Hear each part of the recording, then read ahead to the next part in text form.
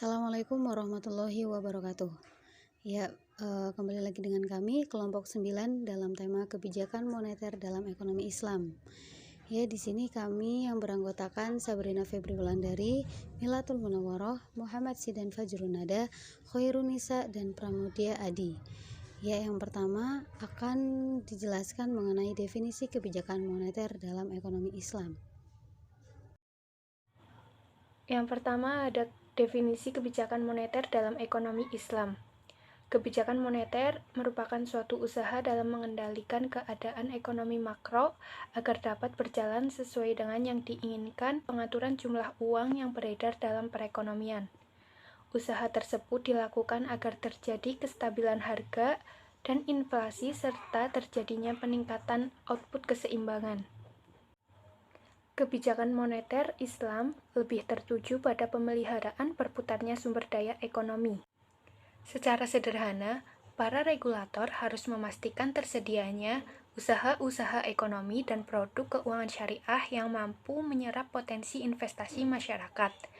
Dengan begitu, waktu memegang uang oleh setiap pemilik dana akan ditekan seminimal mungkin, di mana waktu tersebut sebenarnya menghambat velocity.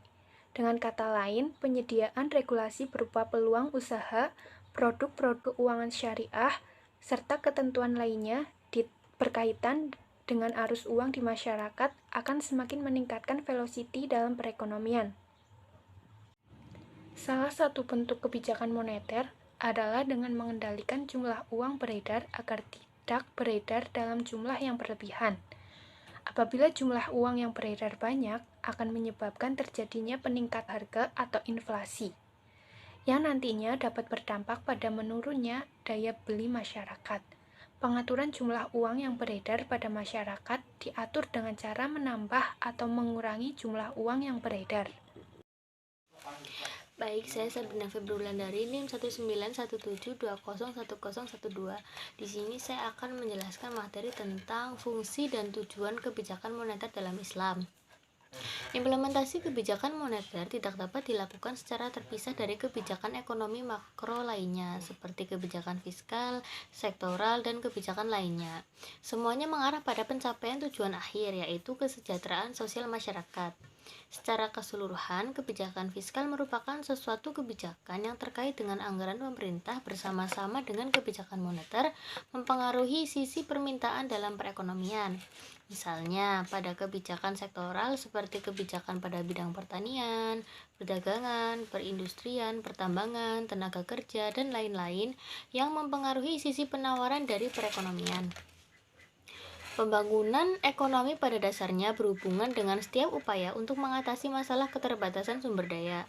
Dalam rangka mengatasi keterbatasan sumber daya tersebut, pilihan kebijakan yang diambil pada umumnya berfokus pada dua aspek, yaitu penciptaan iklim berusaha yang kondusif, terutama berupa kestabilan ekonomi makro, dan aspek pengembangan infrastruktur perekonomian yang mendukung kegiatan ekonomi.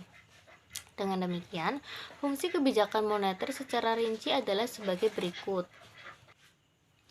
Yang pertama, menjaga stabilitas ekonomi. Stabilitas ekonomi akan tercapai apabila tercipta keadaan ekonomi yang stabil. Hal ini dapat terwujud apabila arus perputaran barang dan uang berjalan secara seimbang dan terkendali. Dengan demikian, perlu adanya pengaturan jumlah uang beredar sesuai dengan kebutuhan oleh bank sentral. Yang kedua, menjaga kestabilan harga. Jumlah uang yang beredar di masyarakat sangat mempengaruhi tingkat harga yang berlaku. Dengan adanya pengaturan jumlah uang beredar oleh bank sentral, maka tingkat harga dari waktu ke waktu akan relatif terkendali.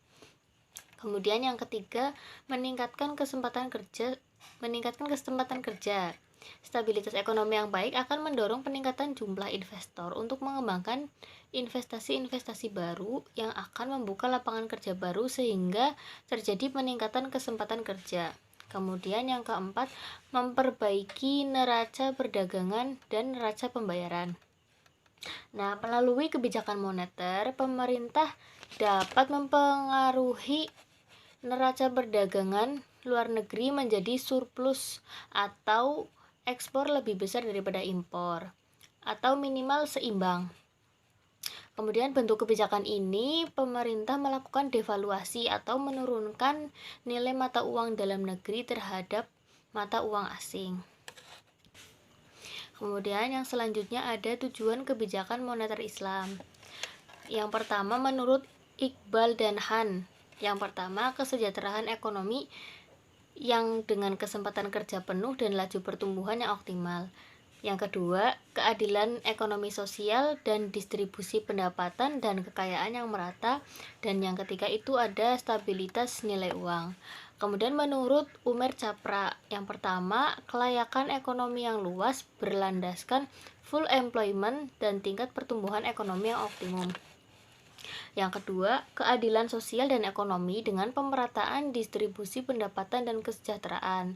Yang ketiga, stabilitas dalam nilai uang. Dan yang terakhir, penagihan yang efektif dari semua jasa biasanya diharapkan dari sistem perbankan.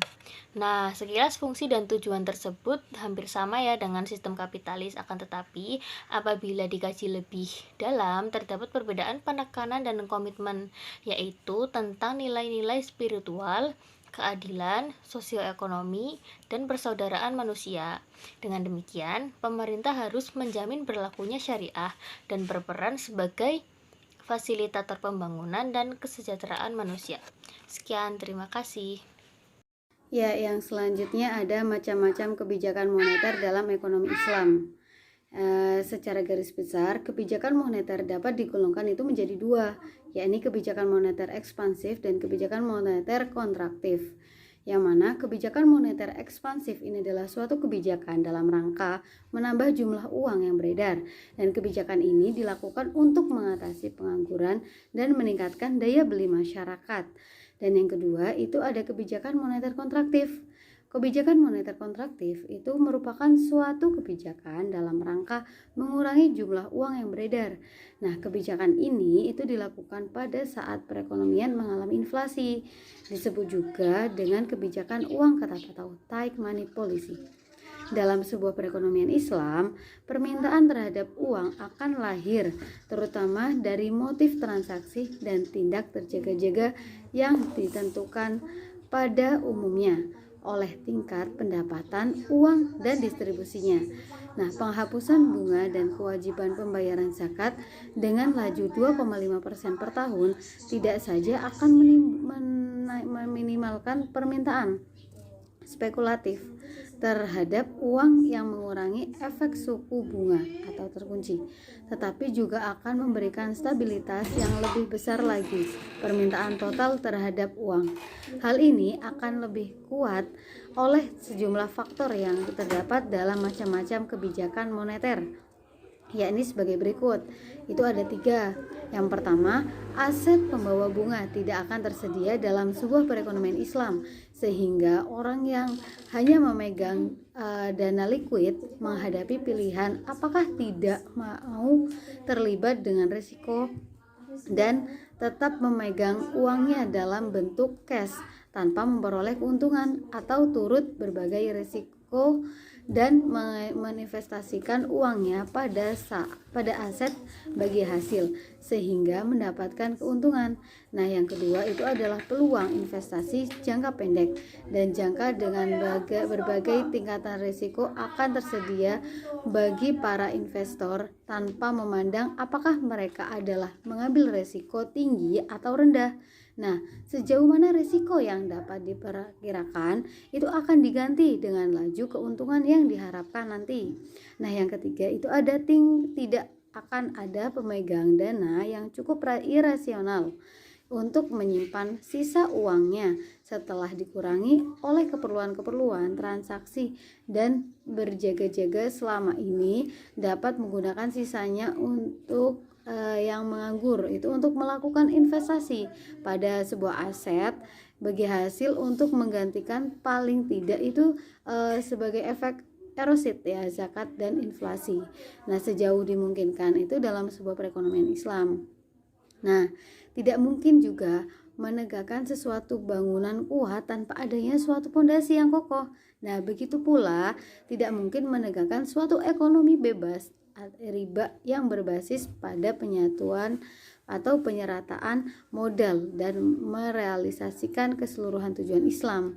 Nah, tanpa adanya suatu lingkungan yang mendukung itu, meskipun menghapuskan riba itu penting, namun hal itu tidak memadai karena itu bukan satu-satunya nilai yang ditegakkan oleh Islam. Penghapusan riba hanyalah salah satu dari beberapa nilai atau institusi penting yang secara bersama-sama membentuk pandangan hidup Islam.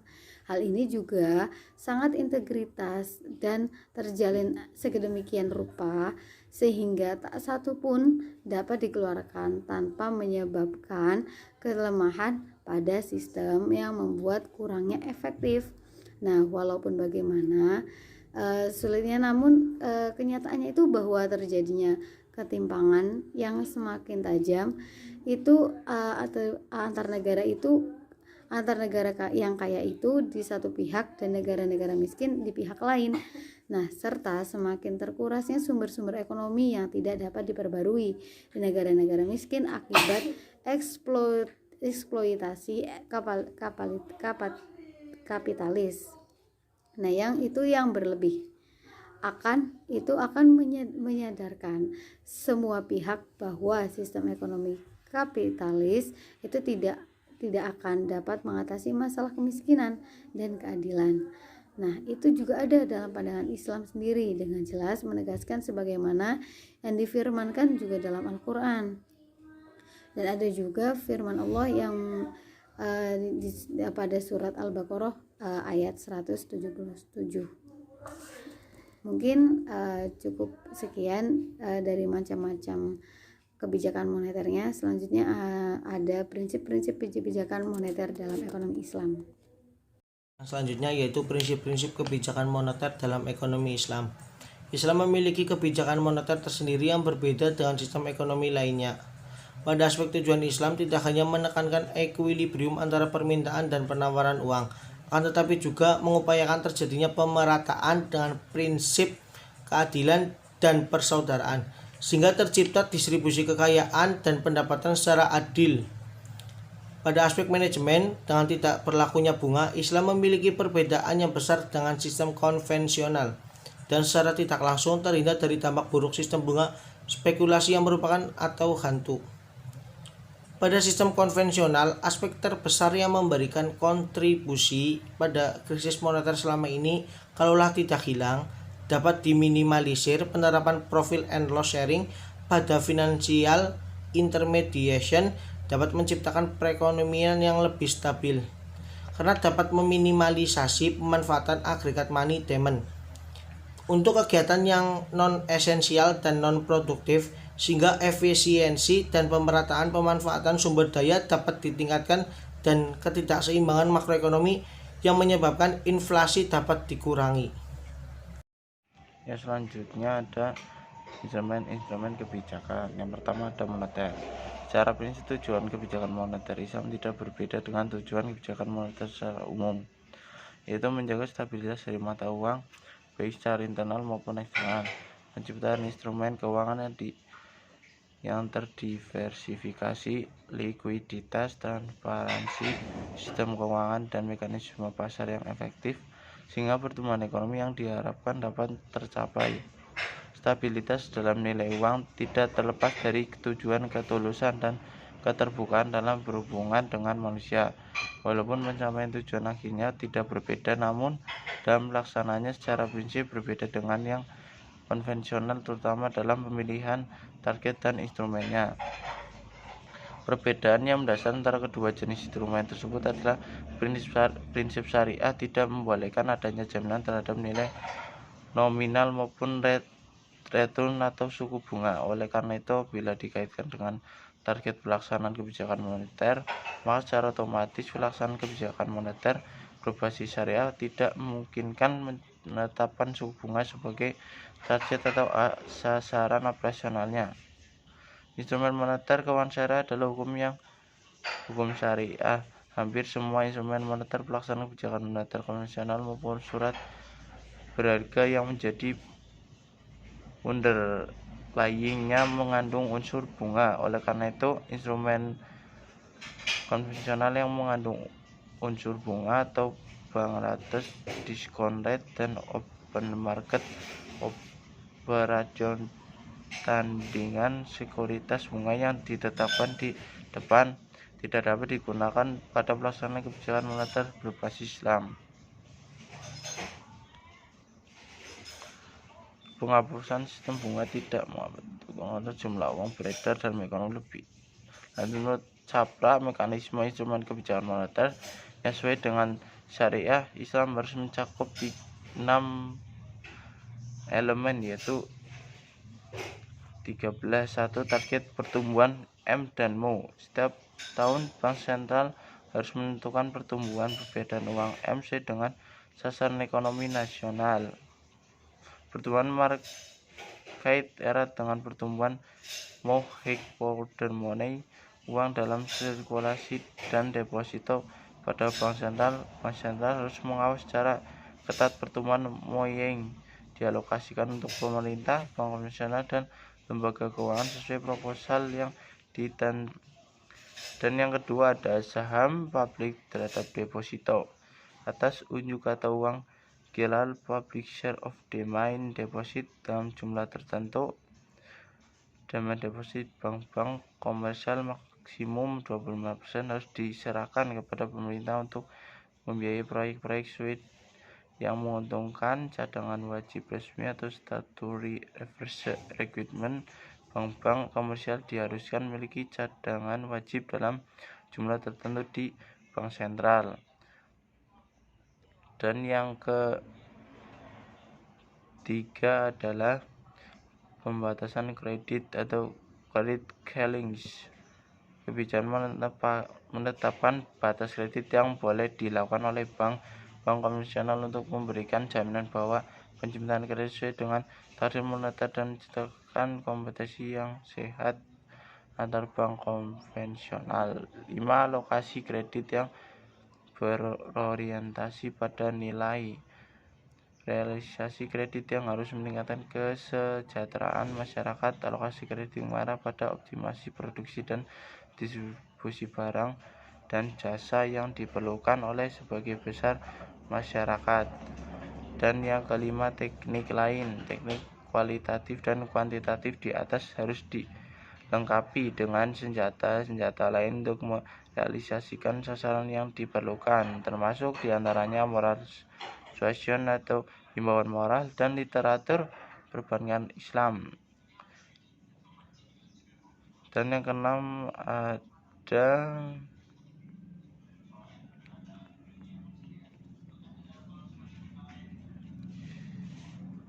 government deposit, kewenangan bank sentral untuk memindahkan demand deposit pemerintah yang ada di bank dari dan ke bank konvensional untuk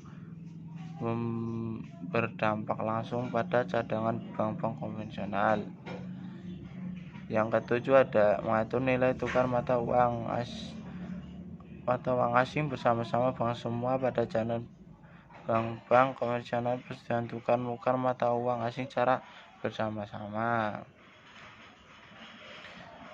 Dan yang ke-8 ada common pool. Langkah ini diambil atas dasar semangat kerja sama yang mensyaratkan bank-bank konvensional untuk mengisikan sebagian dari defisit dalam jumlah tertentu dengan tujuan untuk meringankan persoalan likuiditas yang dialami suatu bank.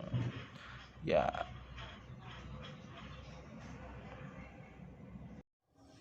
mungkin cukup sekian dari penjelasan kami mengenai kebijakan moneter dalam ekonomi Islam.